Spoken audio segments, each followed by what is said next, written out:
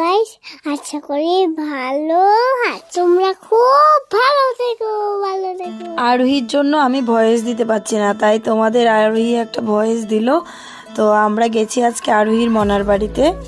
দেখতেই পাচ্ছ এখানে আমাদের বরণ করে নিচ্ছে।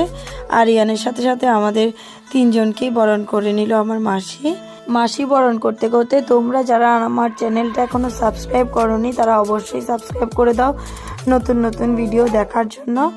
দেখো বরণ করার পর আরিয়ান সবার কোলে বসে বসে আদর খাচ্ছিল।